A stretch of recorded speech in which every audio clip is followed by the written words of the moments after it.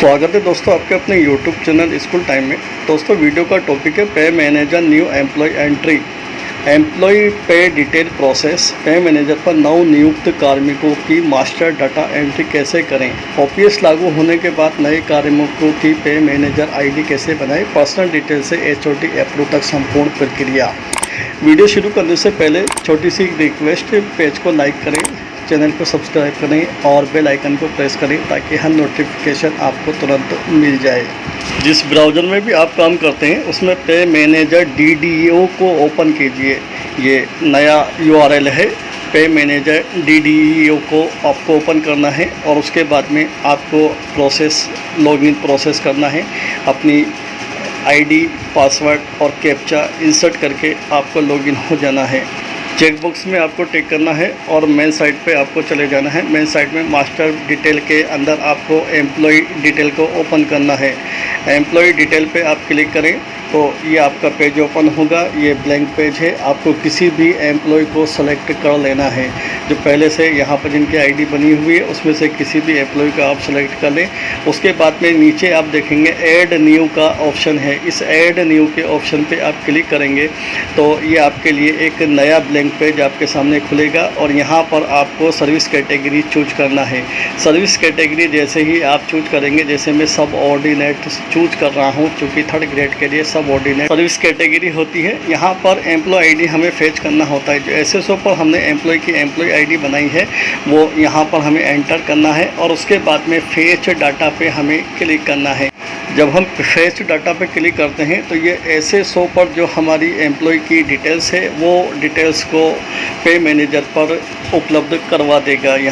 जैसे यहाँ पर एम्प्लॉय का नाम, उसके पिता का नाम और उसकी एम्प्लॉय आईडी, उसकी डेट ऑफ बर्थ और उसकी डेट ऑफ रिटायरमेंट, ये डेट से जो है ऑलरेडी फिलअप होगी। बाकी पेज को आपको भर देना है। सबसे पहले आप भरेंगे तो सर्विस सब टाइप कैटेगरी में रेगुलर और प्रोबेशन में से आपको प्रोबेशन चूज करना है न्यू एम्प्लॉय के लिए। उसके बाद में जेंडर में मेल आपको सेलेक्ट कर लेना है। उसके बाद में एम्प्लॉय का ग्रुप, जिस बजट हेड के अंदर एम्प्लॉय है उसका जो ग्रुप आपके पे मैनेजर पे है उसको आपको चूज कर लेना है। उसके बाद में आपको यहाँ पर उसका ब्लड ग्रुप चूज करना है। उसके बाद में सीक्वेंस नंबर आप कुछ भी डाल सकते हैं, 2 अंक या 3 अंक। उसके बाद एम्प्लॉय की पोस्ट को आप सेलेक्ट करें। यहाँ पर हिंदी में आपको पोस्टेड जितनी भी हैं वो सारी ओपन होती है। यहाँ पे आपको हिंदी में अध्यापक तृतीय श्रेणी को सिलेक्ट कर लेना है। पे कमीशन में आपको यहाँ पर 70 सेलेक्ट करना है और HRA में आपको 9% और सिटीज़ है तो उसी हिसाब से आप सेलेक्ट कर लें। CCA को सेलेक्ट कर लें। उसके बाद में यहाँ पर डिपार्टमेंट, एम्प्लॉय का डिपार्टमेंट जो है वो आप सेलेक्ट कर सकते हैं। एजुकेशन डिपार्टमेंट या एलिमेंट्री डिपार्टमेंट या पंचायत राज डिपार्टमेंट आप सेलेक्ट कर सकते हैं। उसके बाद में अपडेट पर आप क्लिक करेंगे तो ये डिटेल, उसकी पर्सनल डिटेल अपडेट हो जाएगी। उसके बाद में आपको पे डिटेल आपको एंटर करनी होती है। यहाँ पर पे स्केल आपको एम्प्लॉय की सेलेक्ट करनी होती है। 3rd ग्रेड का जो प्रोबेशन में होता है वो LP10 होता है। जैसे ही आप पे स्केल सेलेक्ट करेंगे यहाँ पर उसकी बेसिक पे ऑलरेडी फिट होगी। IFSC कोड यहाँ पर हमें दर्ज करना होगा। उसके बाद में ऐड पर क्लिक करना होगा तो ये डिटेल यहाँ फेच हो जाएगी। उसके बाद में अकाउंट नंबर टाइप करें और उसके एम्प्लॉय की इंक्रीमेंट डेट आप अगले जुलाई की सिलेक्ट कर सकते हैं। ये चूँकि ज़रूरी होता है इसलिए आपको सिलेक्ट करना होगा और उसके बाद में आप अपडेट पर क्लिक कर देंगे तो ये डिटेल आपकी कंप्लीट हो जाएगी। पे एंड बैंक डिटेल कंप्लीट होने के बाद में स्टेटस का ऑप्शन आप खोलेंगे। स्टेटस के ऑप्शन के अंदर आपको सब ऑर्डिनेट और प्रोबेशन ये ऑलरेडी आपको फीड मिलेगा और यहाँ पे स्टेटस को सेलेक्ट कर लेना है। आपको स्टेटस को ओपन करते हैं। न्यू एम्प्लॉय है इसलिए आपको NA सेलेक्ट कर लेना है और कोई कैटेगरी नहीं है। उसके बाद में यहाँ पर टेम्परेरी और परमानेंट में प्रोबेशन को हमें सेलेक्ट करना है और प्रोबेशन यहाँ हम सेलेक्ट कर लेंगे। उसके बाद में हम कैटेगरी सेलेक्ट करेंगे। कैटेगरी के अंदर भी हम अगर एम्प्लॉय किसी कैटेगरी में नियुक्त हुआ है तो वो कैटेगरी सेलेक्ट करें, अन्यथा हम NA को ही सेलेक्ट करेंगे। कोई विडो है, कोई डिवोर्स है या कोई प्लेयर है तो ये कैटेगरीज होती हैं। कास्ट को सेलेक्ट करना है, जैसे मैंने ST को सेलेक्ट किया है। उसके बाद में यहाँ पर आप देखें नॉन गजिटेड और गजिटेड, ये नॉन गजिटेड को मैं सेलेक्ट करता हूँ और NPS फ्रॉम 1/4/2004 के ऑप्शन को, क्योंकि 2004 के बाद का एम्प्लॉय है वो सभी के लिए हमें इसी को अभी सेलेक्ट करना है। मैरिज और स्टेटस के अंदर ये अगर मैरिड है तो मैरिड, अनमैरिड है तो अनमैरिड, विडो है तो विडो, और उसके बाद में अपडेट पे क्लिक करना है। उसके बाद में कॉन्टैक्ट डिटेल्स को हम ओपन करते हैं। कॉन्टैक्ट डिटेल के अंदर एम्प्लॉय का पूरा एड्रेस हमें यहाँ पर दर्ज करना होता है, जो स्टेट है और डिस्ट्रिक्ट है, पंचायत है, ये सभी हम यहाँ से सेलेक्ट कर सकते हैं। और जो टाइप करने का ऑप्शन है वहाँ पे हम टाइप कर दें। उसके बाद में मेल आईडी और मोबाइल नंबर और असेंबली, और ये अपडेट पे क्लिक कर देंगे तो ये प्रेजेंट एड्रेस अपडेट हो जाएगा। उसके बाद में परमानेंट एड्रेस पे क्लिक करना है, और अगर परमानेंट एड्रेस और प्रेजेंट एड्रेस सेम है तो यहाँ पे सेम एज पर क्लिक करेंगे तो वही डिटेल यहाँ पे ऑलरेडी फिलअप हो जाएगी। और उसके बाद में अपडेट पर हम क्लिक कर देंगे। अगर चेंज है परमानेंट एड्रेस तो आप उसको टाइप कर दें। एम्प्लॉय डेट्स पर हम क्लिक करते हैं, ये महत्वपूर्ण पार्ट है। यहाँ ऊपर टाइप में जा कर के हमें एम्प्लॉय डेट को सेलेक्ट करना है। डेट ऑफ ज्वाइनिंग सबसे पहले हमें सेलेक्ट कर लेना है। यहाँ डेट में कैलेंडर ओपन होता है, जो एम्प्लॉय की ज्वाइनिंग डेट है उसको सेलेक्ट करके और सबमिट पर हमें क्लिक कर देना है, ताकि ये डेट ऑफ ज्वाइनिंग सबमिट हो जाए। और उसके बाद में डेट ऑफ प्रेजेंट डेजिग्नेशन वर्तमान पद पे या ज्वाइनिंग डेट ही होती है इसकी वर्तमान पद पे। उसके बाद में जो आप सेलेक्ट कर सकते हैं date of joining, present DDO और date of present pay scale, ये सभी ऑप्शन आप सेलेक्ट कर लें। उसके बाद में नेक्स्ट आ जाए एम्प्लॉय नंबर पर। ये भी महत्वपूर्ण पार्ट है। यहाँ पर सबसे पहले जीपीएफ नंबर को आपको सेलेक्ट करना है। पहले प्रान नंबर महत्वपूर्ण होता था, लेकिन अब ओपीएस लागू होने के बाद में जीपीएफ नंबर महत्वपूर्ण है। कार्मिक की जो एम्प्लॉय आईडी है प्रोबेशन वालों के लिए सभी ये जीपीएफ नंबर अभी दर्ज किया गया है, ये ऑटोमेटिक दर्ज किया गया है। और जब विभाग चाहेगा यहाँ पे इनके परमानेंट जीपीएफ नंबर जारी कर देंगे, तो हमें भी यहाँ पर हमें पीछे के अंक दर्ज कर देना है। चूँकि अगर हम इसको फीड करते हैं तो ये जो स्पेलिंग्स हैं वो हमारी यहाँ पर नहीं आ पाएगी, चूँकि अंक कम पड़ते हैं। और फ़िलहाल आप सिर्फ पीछे के अंक दर्ज कर सकते हैं, या फिर आप जीरो भी दर्शा सकते हैं। यहाँ जीरो भी आप डिटेल डाल सकते हैं। बेल्ट नंबर में भी आप जीरो कर दें। उसके बाद में आधार नंबर फीड करें। उसके बाद में पैन नंबर आप फीड करें। ऐसा ही पॉलिसी नंबर में आप जीरो करें। और फिक्सेशन टाइप में डायरेक्ट रिक्वायरमेंट पे आप क्लिक करेंगे। चूँकि सीधी भर्ती है, सीधी नियुक्ति है, तो इस पर क्लिक करके अपडेट आप कर सकते हैं। ये ध्यान रखें, यहाँ पे डायरेक्ट रिक्वायरमेंट आपको सेलेक्ट करना है। उसके बाद में फैमिली डिटेल्स हमें ओपन करनी है। फैमिली डिटेल्स, फैमिली मेम्बर्स कार्मिक के जो हैं यहाँ पे उनकी डिटेल्स को एंटर करते हैं। मेंबर्स का नाम, उसके बाद में उसका रिलेशन यहाँ से चूज कर लेते हैं रिलेशन। उसके बाद में मेंबर की डेट ऑफ बर्थ को सेलेक्ट करना है कैलेंडर में से। और वर्किंग और नॉन वर्किंग जो स्टेटस है, अगर सर्विस में है तो वर्किंग है, नॉन वर्किंग अन्यथा आपको चूज कर लेना है। उसके बाद में सबमिट पर क्लिक कर देना है। जब डिटेल्स कंप्लीट हो जाए तो शो डिटेल पर हम क्लिक करके डिटेल को देख सकते हैं। और अगर कोई करेक्शन करना हो तो यहाँ पे एडिट का ऑप्शन भी उपलब्ध होता है, और डिटेल को डिलीट भी किया जा सकता है। तो एम्प्लॉय की फैमिली डिटेल को भी आप कंप्लीट कर लें, ताकि नॉमिनेशन में कोई परेशानी ना आए। इसी के बाद में स्कीम को हमें सेलेक्ट करना है, यह भी महत्वपूर्ण पार्ट है। यहाँ पे स्कीम नेम है, तो स्कीम नेम के अंदर सबसे पहले आप जीपीएफ को सेलेक्ट करना है, जनरल प्रोविडेंट फंड को, इसको आपको सेलेक्ट करना है। रिलेशन में जो फैमिली मेम्बर्स हैं उनकी लिस्ट आपको ओपन होगी, और उसमें से आपको जिसको नॉमिनी बनाना है उनका नाम को आपको सेलेक्ट कर लेना है। और यहाँ पर परसेंटेज को दर्ज करना है। परसेंटेज 100%, 50%, जितना भी एम्प्लॉय अगर बोलता है उसी हिसाब से आप यहाँ पर दर्ज करें। और उसके बाद में सबमिट पर क्लिक करें। तो ये जीपीएफ आप सेलेक्ट कर लें। उसके बाद में अगले ऑप्शन को भी आप सेलेक्ट करें। यहाँ पे ग्रुप इंश्योरेंस, चूँकि ये भी आपको सेलेक्ट करना होता है, साल में एक बार इसकी डिडक्शन होती है, ये आपको सेलेक्ट कर लेना है। ग्रुप इंश्योरेंस यानी दुर्घटना बीमा की, ये साल में एक बार कटौती होती है। उसके बाद में स्टेट इंश्योरेंस नीचे है, इसी को आपको सेलेक्ट करना है। ये राज्य बीमा होता है, ये प्रोबेशन कंप्लीट होने के बाद में राज्य बीमा शुरू हो जाता है एम्प्लॉय का। तो ये तीनों स्कीम्स महत्वपूर्ण हैं, इनको आपको ज़रूर सेलेक्ट करना है। यहाँ से एडिट भी कर सकते हैं और डिलीट भी कर सकते हैं। उसके बाद में इमेज का ऑप्शन आता है, यहाँ पर इमेज सेलेक्ट करनी है एम्प्लॉय की, और सिग्नेचर, और उसके बाद में थंब इम्प्रेशन। जैसे इमेज को सिलेक्ट करते हैं तो ध्यान रखें 50 KB से ज़्यादा की साइज़ नहीं होना चाहिए, अपने डिवाइस में सेलेक्ट कर लें।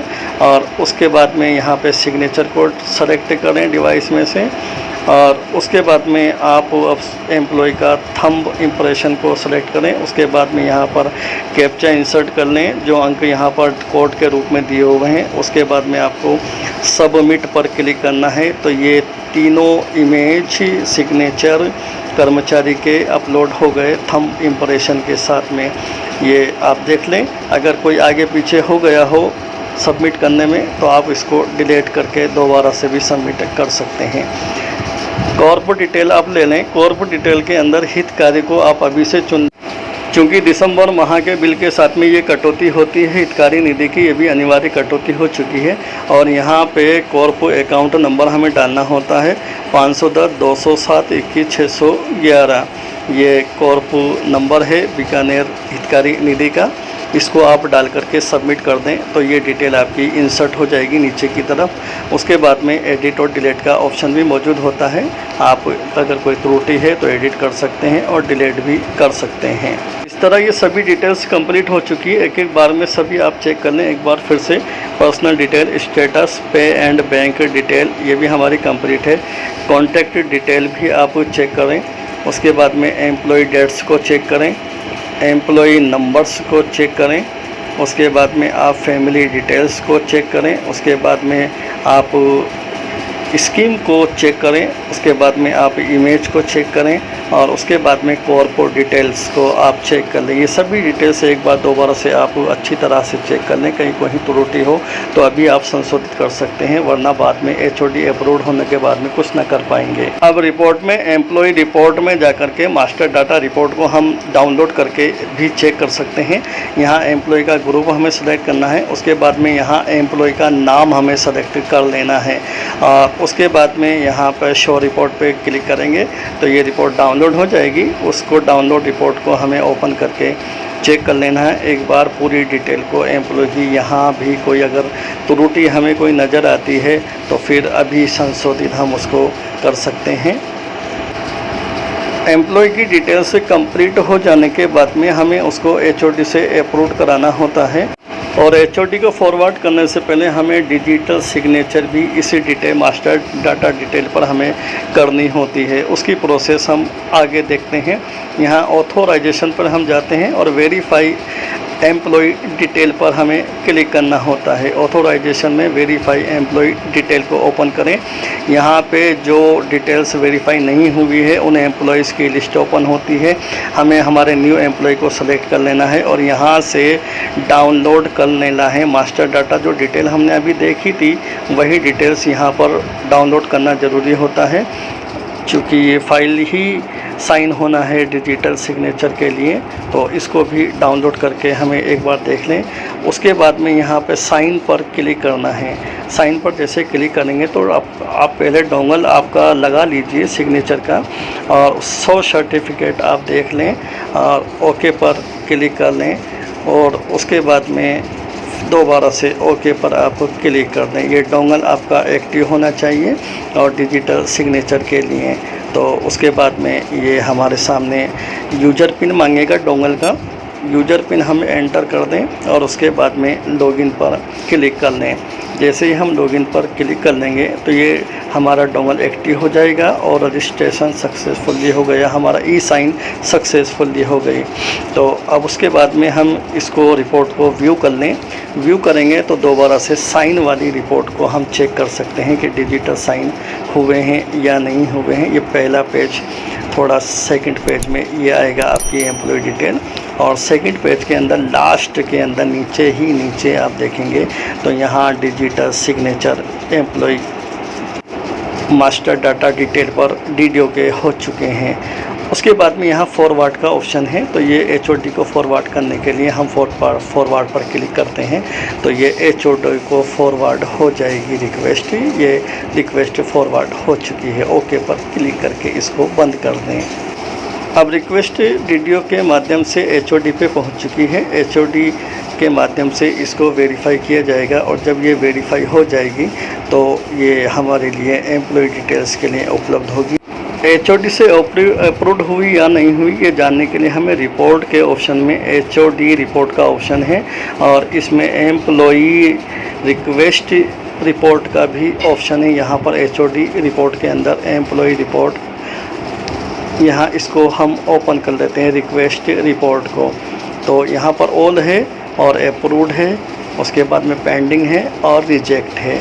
तो चाहे तो हम ऑल देख सकते हैं, पेंडिंग देख सकते हैं या फिर रिजेक्ट में देख सकते हैं या अप्रूव्ड में देख सकते हैं। जैसे मैं ऑल पर क्लिक करके डिटेल्स निकालता हूं तो यहाँ सभी रिक्वेस्ट मौजूद होती है जो HOD से अप्रूव्ड हुई या रिजेक्ट हुई, ये पेंडिंग है या सभी रिपोर्ट्स यहाँ पर उपलब्ध हो जाएगी।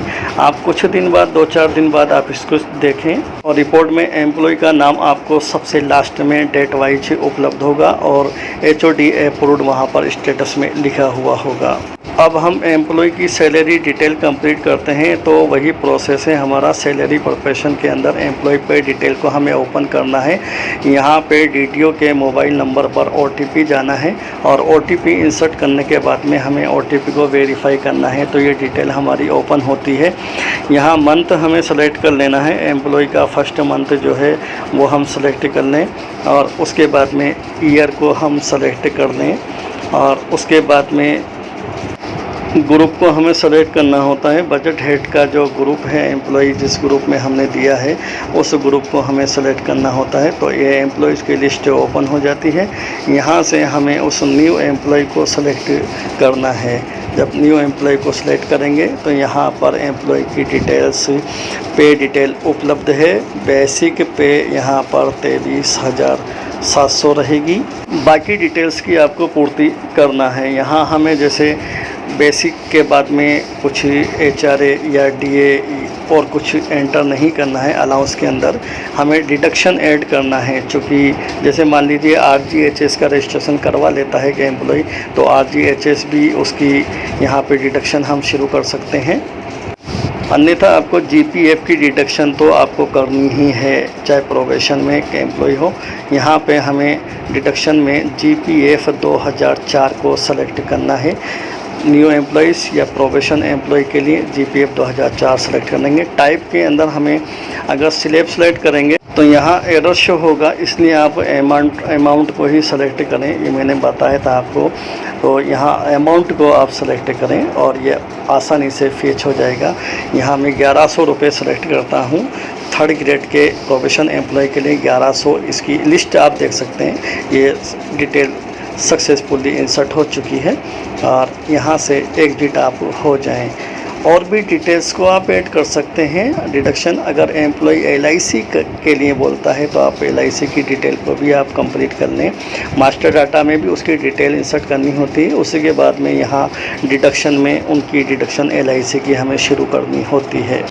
जिस महीने में एम्प्लॉय ने ज्वाइन किया है, अगर वो 1 तारीख को ज्वाइन किया है तो कोई दिक्कत नहीं है, लेकिन अगर महीने के बीच में ज्वाइन किया है तो उसकी पार्सल पे हमें एंटर करना होता है। तो यहाँ पार्सल पे का ऑप्शन होता है। इस पार्सल पे के ऑप्शन पर जब हम जाएंगे तो यहाँ हमें दिनों की संख्या दर्ज करेंगे और उसके बाद में ये पार्सल पे की एंट्री एम्प्लॉय की हो जाएगी।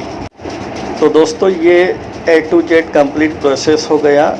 नए एम्प्लॉय की एम्प्लॉय ID बन जाने के बाद में पे मैनेजर पे किस तरीके से उसकी डिटेल्स को हम एंटर करते हैं, मास्टर डाटा डिटेल को कंप्लीट करते हैं और पेमेंट डिटेल, सैलरी पे डिटेल को किस तरह से कंप्लीट करते हैं, ये सभी जानकारी हमने इस वीडियो के माध्यम से जानी है। उम्मीद है आपको पसंद आई होगी। अपने साथियों के साथ शेयर ज़रूर करें। धन्यवाद। तो बने रहिए हमारे साथ। चैनल को लाइक कीजिए, सब्सक्राइब कीजिए और वीडियो को शेयर कीजिए, ज़्यादा से ज़्यादा शेयर कीजिए। धन्यवाद।